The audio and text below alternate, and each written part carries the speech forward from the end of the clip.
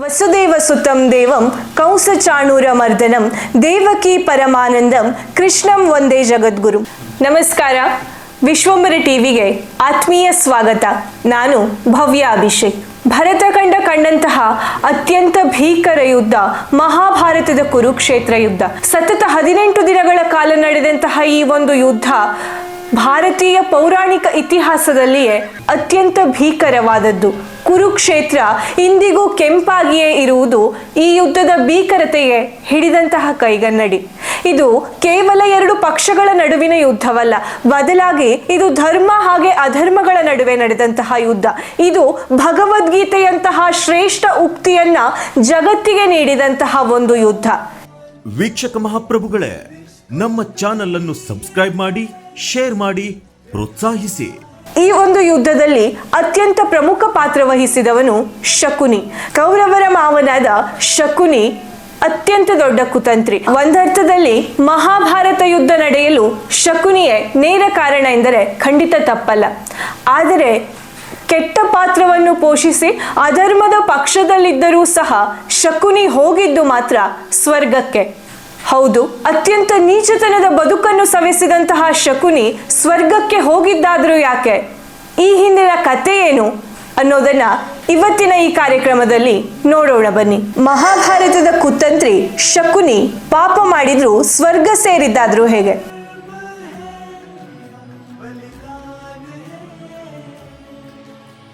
ಶಕುನಿ ಕಥೆಯ ಹಿಂದಿನ ಅಸಲಿ ಸತ್ಯ ಅವನ ಬದುಕು, ಅವನ ಸೇಡು, ಹಾಗೆ ಸ್ವರ್ಗ.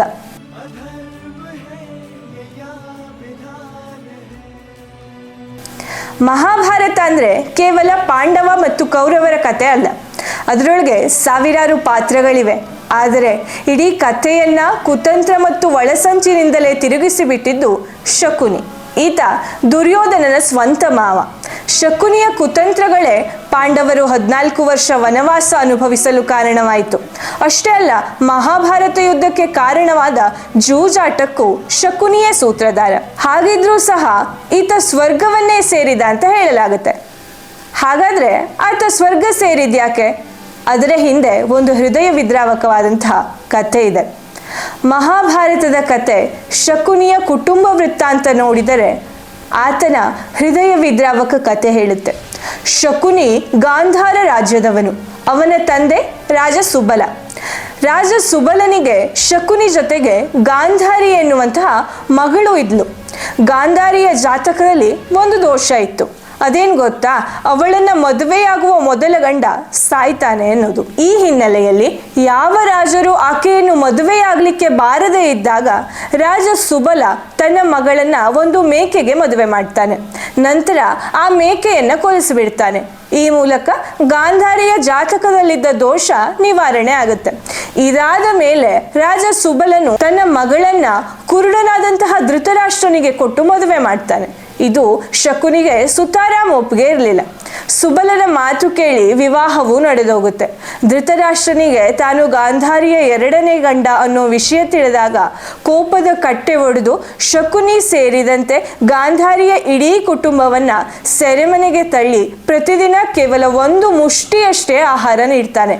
ಹಸಿವಿನಿಂದ ಶಕುನಿಯ ಇಡೀ ಕುಟುಂಬ ಅವನ ಕಣ್ಣೆದುರೇ ಒಬ್ಬೊಬ್ಬರಾಗಿ ಪ್ರಾಣ ಬಿಡ್ತಾರೆ. ಆದರೆ ಶಕುನಿಯ ತಂದೆ ಸುಬಲ ಇದ್ದಾರಲ್ಲ, ತನ್ನ ಮಗನಿಗೆ ಎಲ್ಲ ಆಹಾರ ಕೊಟ್ಟು ಧೃತರಾಷ್ಟ್ರನ ಮೇಲೆ ಸೇಡು ತೀರಿಸಿಕೊಳ್ಳುವಂತೆ ಸೂಚಿಸಿ ಮರಣ ಹೊಂದಿಬಿಡ್ತಾನೆ. ತನ್ನ ಕುಟುಂಬ ಹಸಿವಿನಿಂದ ಸಾಯುವುದನ್ನ ಕಣ್ಣಾರೆ ಕಂಡಂತಹ ಶಕುನಿ ಅಂದೆ ಧೃತರಾಷ್ಟ್ರನ ಇಡೀ ಕುಟುಂಬವನ್ನು ನಾಶ ಮಾಡ್ತೇನೆ ಅನ್ನುವಂತ ಪಣ ತೊಟ್ಟು ಬಿಡ್ತಾನೆ. ತನ್ನ ತಂದೆಯ ಮೂಳೆಗಳಿಂದ ಪಗಡೆಗಳನ್ನ ಮಾಡಿಕೊಂಡು ಅವು ತನಗೆ ಮಾತ್ರ ವಿಧೇಯವಾಗಿರುವಂತೆ ನೋಡ್ಕೊಳ್ತಾನೆ. ಅದೇ ಪಗಡೆಯಾಟದ ಮೂಲಕ ಪಾಂಡವರನ್ನ ಸೋಲಿಸಿ ಇಡೀ ಕುರುವಂಶವನ್ನ ನಾಶ ಮಾಡಿ ಸೇಡು ತೀರಿಸಿಕೊಳ್ತಾನೆ. ಹೀಗೆ ಮಹಾಭಾರತ ಯುದ್ಧಕ್ಕೆ ಕಾರಣನಾದ ಶಕುನಿ ಅದೇ ಯುದ್ಧದಲ್ಲಿ ಸಾವನ್ನು ಒಪ್ತಾನೆ. ಇದೆಲ್ಲ ಆದ್ರೂ ಶಕುನಿ ಹೇಗೆ ಸ್ವರ್ಗಕ್ಕೆ ಸೇರಿದ ಅನ್ನೋದಕ್ಕೆ 2 ಮೇನ್ ರೀಸನ್ಸ್ ಇದೆ. ಮೊದಲನೆಯದು, ಶಕುನಿ ತನ್ನ ಕುಟುಂಬಕ್ಕಾದಂತಹ ಅನ್ಯಾಯಕ್ಕೆ ಸೇಡು ತೀರಿಸಿಕೊಳ್ಳಕ್ಕಾಗಿ ಯುದ್ಧ ಪ್ರಾರಂಭಿಸಿದ. ಅವನಿಗೆ ಪಾಂಡವರ ಮೇಲೆ ಯಾವುದೇ ವೈಯಕ್ತಿಕ ದ್ವೇಷ ಇರಲಿಲ್ಲ. ಇನ್ನು ಎರಡನೆಯದಾಗಿ ಮಹಾಭಾರತದ ಯುದ್ಧ ಭೂಮಿಯಲ್ಲಿ ಸಾಕ್ಷಾತ್ ಪರಮಾತ್ಮನೇ ಆದಂತಹ ಶ್ರೀಕೃಷ್ಣ ಸ್ವತಃ ಇದ್ದ.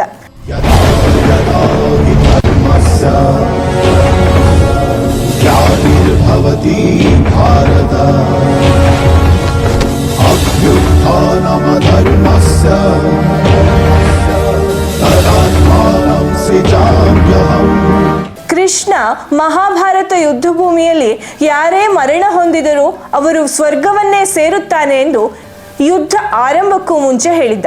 ಹಾಗಾಗಿಯೇ ಶಕುನಿ ಅದೆಷ್ಟೇ ಪಾಪ ಮಾಡಿದ್ರೂ ಕೊನೆಯಲ್ಲಿ ಸ್ವರ್ಗವನ್ನೇ ಸೇರಿದ. ಒಟ್ಟಿನಲ್ಲಿ ಮಹಾಭಾರತದ ಒಂದೊಂದು ಕಥೆಯು ಯಾವುದೇ ಒಬ್ಬ ಮನುಷ್ಯನ ಕ್ರೂರತೆಯ ಹಿಂದೆ ದೌರ್ಜನ್ಯದ ಕಥೆಗಳು ಹಲವಾರು ಸಂದರ್ಭಗಳಲ್ಲಿರುತ್ತೆ. ಹಾಗೆ ಪಾಪ ಮತ್ತು ಪುಣ್ಯದ ಲೆಕ್ಕಾಚಾರಗಳು ಎಲ್ಲ ಸಮಯದಲ್ಲೂ ನೇರವಾಗಿ ಇರೋದಿಲ್ಲ. ಶಕುನಿ ಕತೆ ಕೂಡ ಅದೇ ರೀತಿಯದ್ದು. ದೌರ್ಜನ್ಯ ಹಾಗೂ ಸೇಡಿನಲ್ಲಿ ಶಕುನಿ ತನ್ನ ಜೀವನವನ್ನ ಕಳಿತಾನೆ, ಕೊನೆಯಲ್ಲಿ ಸ್ವರ್ಗವನ್ನೇ ಸೇರುತ್ತಾನೆ. ನೋಡಿದ್ರಲ್ಲ ವೀಕ್ಷಕರೇ, ಇದಾಗಿತ್ತು ಇವತ್ತಿನ ವಿಶೇಷ. ಇನ್ನೊಂದು ಸ್ಪೆಷಲ್ ಎಪಿಸೋಡ್ ಜೊತೆ ಮತ್ತೆ ಸಿಗ್ತೀನಿ. ನಮಸ್ಕಾರ. ಶ್ರೀಕೃಷ್ಣಾರ್ಪಣಮಸ್ತು.